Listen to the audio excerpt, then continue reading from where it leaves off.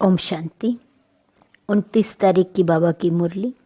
मीठे बच्चे, अपनी बुद्धि व विचारों को इतना शुद्ध स्वच्छ बनाओ जो श्रीमत को यथार्थ रीति धारण कर बाप का नाम बाला कर सको।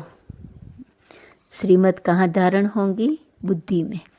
तो अपनी बुद्धि व विचारों को इतना शुद्ध स्वच्छ बनाओ जो श्रीमत को यथार्थ रीति धारण कर बाप का नाम बाला कर सको। प्रश्न: बच्चों की कौन सी अवस्था ही बाप का सो करेंगी? उत्तर: जब बच्चों के निरंतर हर्षित मुख अचल अडोल स्थिर और मस्त अवस्था बने तब बाप का सो कर सके। ऐसी एक रस अवस्था वाले होशियार बच्चे ही यथार्थ रीति सबको बाप का परिचय दे सकते हैं। निरंतर हर्षित मुख अचल अडोल स्थिर मस्त एक रस अवस्था बाप का सो करेंगी। गीत: मरना तेरी गली में, जीना तेरी गली में। ओम शांति। बच्चों ने गीत सुना। कहते हैं आए हैं तेरे दर पे, जीते जी मरने के लिए। किसके दर पर? फिर भी यही बात निकलती कि अगर गीता का भगवान श्री कृष्ण कहे तो यह सब बातें हो न सके, न श्री कृष्ण यहाँ हो सके। वह तो है सतयुग का प्रिंस। गीता कोई श्री कृष्ण ने नहीं सुनाई, गीता तो परम पिता ने सुनाई। सारा मदार एक बात पर है। भक्ति में तुम इतनी मेहनत करते आए हो, वह तो दरकार नहीं। यह तो सेकंड की बात है। सिर्फ यह एक ही बात सिद्ध करने के लिए भी बाप को कितनी मेहनत करनी पड़ती है, कितनी नॉलेज देनी पड़ती है। प्राचीन नॉलेज जो भगवान ने दी है वही नॉलेज है। सारी बात गीता पर है। परमपिता परमात्मा ने ही आकर देवी देवता धर्म की स्थापना के लिए सहज राजयोग और ज्ञान सिखलाया है, जो अब प्रायः लोप है। मनुष्य तो समझते हैं श्री कृष्ण कभी फिर आकर गीता सुनाएगा, परंतु अब तुमको यह अच्छी रीति गोले के चित्र पर सिद्ध करना है कि गीता पारलौकिक परमपिता परमात्मा ज्ञान सागर ने सुनाई। श्री कृष्ण की महिमा और है, परमपिता परमात्मा की महिमा और है।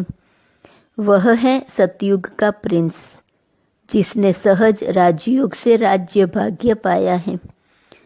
पढ़ते समय नाम रूप से और है, और फिर जब राज्य पाया तब और है। यह सिद्ध कर बताना है। पतित पावन है ही एक बाप। अभी फिर से श्री कृष्ण की आत्मा पतित पावन बाप द्वारा राजयोग सीख भविष्य पावन दुनिया का प्रिंस बन रही है।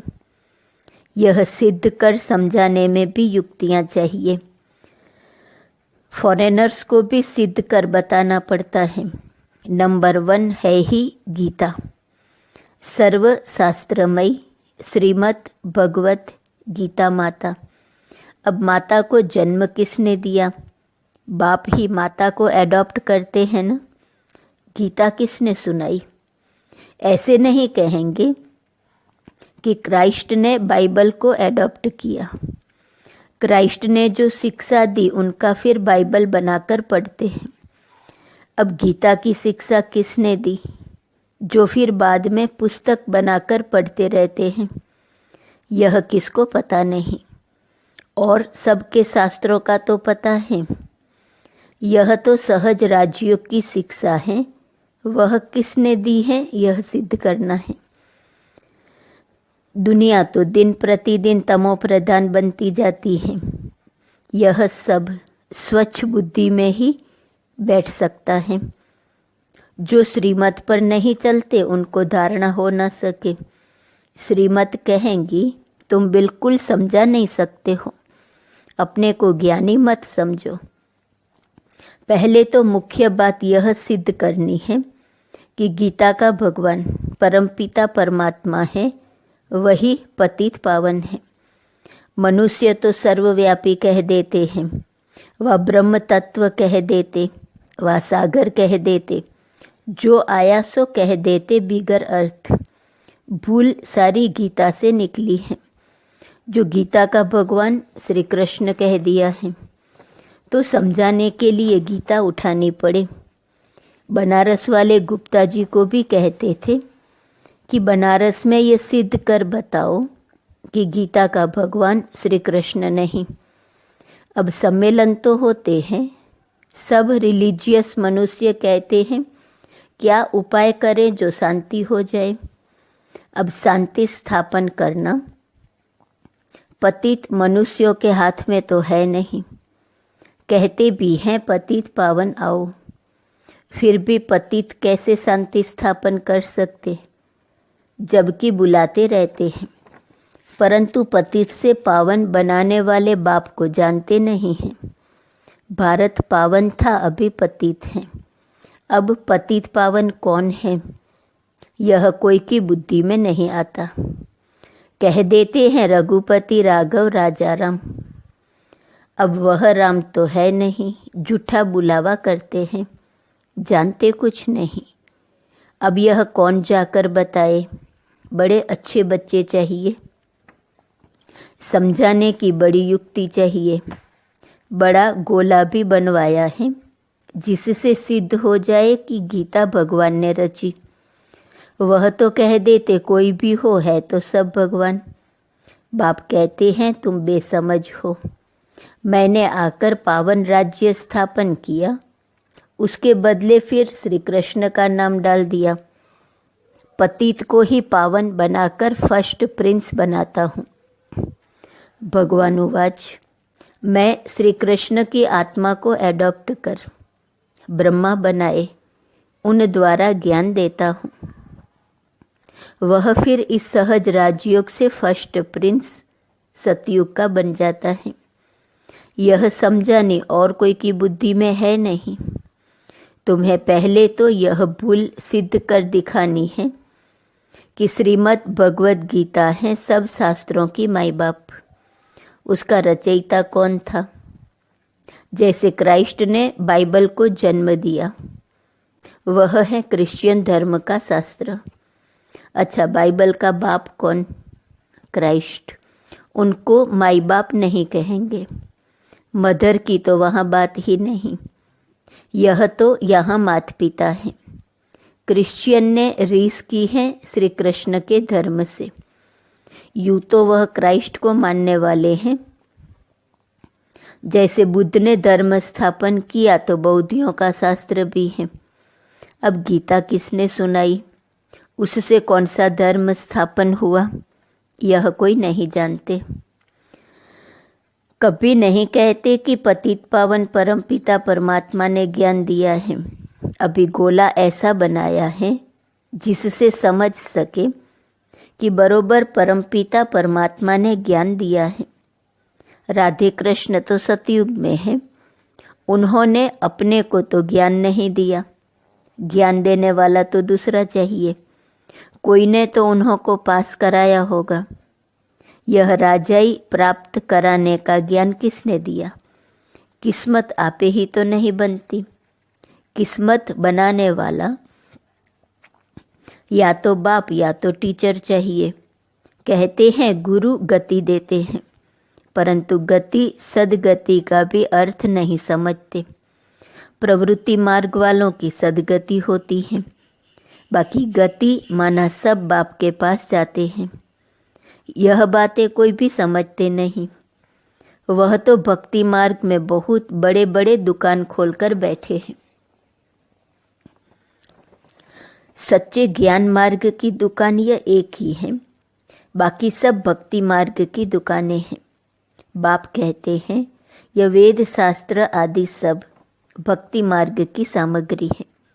इन जप तप वेद शास्त्र आदि का अध्ययन करने से मैं नहीं मिलता हूँ। मैं तो बच्चों को ज्ञान देकर पावन बनाता हूँ। सारी सृष्टि का सदगति दाता हूँ। वाया गति में जाकर फिर सदगति में आना है। सब तो सतयुग में नहीं आएंगे। यह ड्रामा बना हुआ है। जो कल्प पहले तुमको सिखाया था, जो चित्र बनवाए थे, वह अब बनवा रहे हैं। मनुष्य कहते हैं 3 धर्मों की टांगों पर सृष्टि खड़ी है। एक देवता धर्म की टांग टूटी हुई है, इसलिए हिलते रहते हैं। पहले एक धर्म रहता जिसको अद्वैत राज्य कहा जाता है। फिर वह एक टांग कम हो 3 टांगें निकलती हैं, जिसमें कुछ भी ताकत नहीं रहती है। आपस में ही लड़ाई झगड़ा चलता रहता है। धनी को जानते नहीं, निधन के बन पड़े हैं। समझाने की बड़ी युक्ति चाहिए।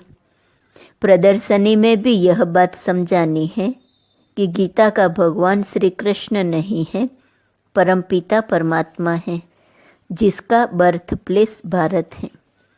श्री कृष्ण तो है साकार, वह है निराकार। उनकी महिमा बिल्कुल अलग है। ऐसी युक्ति से कार्टून बनाना चाहिए जो सिद्ध हो जाए कि गीता किसने गाई। अंधों के आगे बड़ी आरसी अर्थात आईना रखना है। यह है ही अंधों के आगे आईना। जास्ती टू मच में नहीं जाना है। कड़ी भूल यह है, परमपिता परमात्मा की महिमा अलग है, उसके बदले श्री कृष्ण को महिमा दे दी है। लक्ष्मी नारायण के चित्र में नीचे राधे कृष्ण है, वही फिर लक्ष्मी नारायण बनते हैं। लक्ष्मी नारायण सतयुग में, राम सीता त्रेता में। पहला नंबर बच्चा श्री कृष्ण है, उनको फिर द्वापर में ले गए हैं। यह सब है भक्ति मार्ग की नूंद। विलायत वाले इन बातों से क्या जाने। ड्रामा अनुसार यह ज्ञान किसके पास भी है नहीं। कहते भी हैं ज्ञान दिन भक्ति रात, ब्रह्मा का दिन ब्रह्मा की रात। सतयुग स्थापन करने वाला कौन है? ब्रह्मा आया कहाँ से? सूक्ष्म वतन में कहाँ से आया? परमपिता परमात्मा ही सूक्ष्म सृष्टि रचते हैं, वहाँ ब्रह्मा दिखाते हैं, परंतु वहाँ तो प्रजापिता ब्रह्मा होता नहीं। जरूर प्रजापिता और हैं, वह कहाँ से आया? यह बातें कोई समझ नहीं सकते। श्री कृष्ण के अंतिम जन्म में उनको परमात्मा ने अपना रथ बनाया है, यह किसकी बुद्धि में नहीं है। यह बड़ा भारी क्लास है। टीचर तो समझते हैं ना यह स्टूडेंट कैसा है, तो क्या बाप नहीं समझते होंगे? यह बेहद के बाप का क्लास है।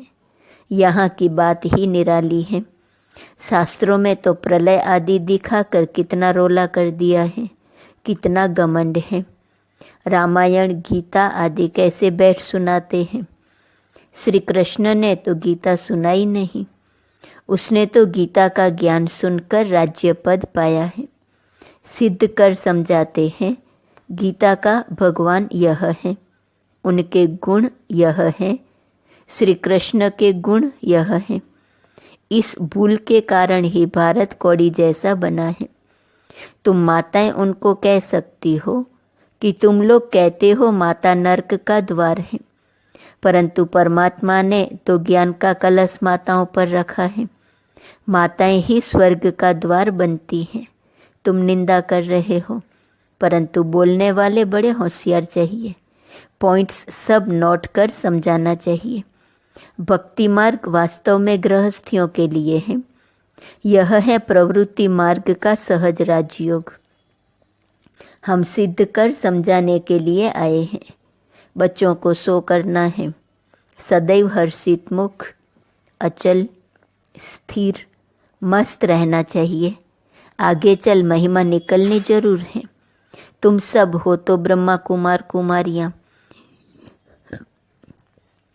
कुमारी वह जो 21 जन्मों के लिए बाप से वर्षा दिलाए। कुमारियों की महिमा बहुत भारी है। मुख्य कुमारी तुम्हारी मम्मा है। चंद्रमा के आगे फिर अच्छा स्टार भी चाहिए। यह ज्ञान सूर्य है, यह गुप्त मम्मा अलग है। इस राज को तुम बच्चे ही समझकर समझा सकते हो। उस मम्मा का नाम अलग है, मंदिर उसके हैं। इस गुप्त बूढ़ी माँ का मंदिर थोड़े ही है, यह माता पिता कंबाइंड है। दुनिया यह नहीं जानती। श्री कृष्ण तो हो नहीं सकता, वह फिर भी सतयुग का प्रिंस है। श्री कृष्ण में भगवान आ न सके, समझाना बहुत सहज है। गीता के भगवान की महिमा अलग है। वह पतित पावन, सारी दुनिया का गाइड, लिबरेटर है। मनुष्य चित्रों से समझ जाएंगे कि बरोबर परमात्मा की महिमा अलग है। सब एक थोड़े ही हो सकते हैं। अच्छा, मीठे मीठे सिकिलते बच्चों प्रति माता पिता बाप दादा का याद, प्यार और गुड मॉर्निंग। रूहानी बाप की रूहानी बच्चों को नमस्ते। रूहानी बच्चों की रूहानी बाप को नमस्ते नमस्ते नमस्ते। धारणा के लिए मुख्य सार। पहली पॉइंट, अपनी अवस्था बड़ी मस्त, अचल, अडोल बनानी है। सदा हर्षित मुख रहना है। दूसरी पॉइंट, ज्ञान के शुद्ध घमंड में रहकर बाप का सो करना है। गीता के भगवान को सिद्ध कर बाप की सच्ची पहचान देनी है। वरदान, स्मृति स्वरूप बन, विस्मृति वालों को स्मृति दिलाने वाले सच्चे सेवाधारी भव। अपने स्मृति स्वरूप फीचर्स द्वारा औरों को स्मृति स्वरूप बनाना, यही सच्ची सेवा है। आपके फीचर्स औरों को स्मृति दिला दे कि मैं आत्मा हूँ। मस्तक में देखें ही चमकती हुई आत्मा व मणि को। जैसे सांप की मणि देख करके सांप की तरफ कोई का ध्यान नहीं जाता, ऐसे अविनाशी चमकती हुई मणि को देख देहभान भूल जाए, अटेंशन स्वतः आत्मा की तरफ जाए। विस्मृत वालों को स्मृति आ जाए, तब कहेंगे सच्चे सेवाधारी। स्लोगन, अवगुण धारण करने वाली बुद्धि का नाश कर सतोप्रधान दिव्य बुद्धि धारण करो। आज का स्वमान है, मैं संतुष्ट आत्मा हूँ। अव्यक्त इशारे की पॉइंट है। जो आज्ञाकारी बच्चे हैं वे सदा संतुष्टता का अनुभव करते हैं। उन्हें तीनों ही प्रकार की संतुष्टता स्वतः और सदा अनुभव होती है। वे स्वयं भी संतुष्ट रहते, विधि पूर्वक कर्म करने के कारण सफलता रूपी फल की प्राप्ति से भी संतुष्ट रहते, संबंध संपर्क में भी उनसे सभी संतुष्ट रहते हैं। सदा संतुष्ट रहना और सर्व को संतुष्ट करना, यही दुआएं लेने का सहज साधन है। ओम शांति।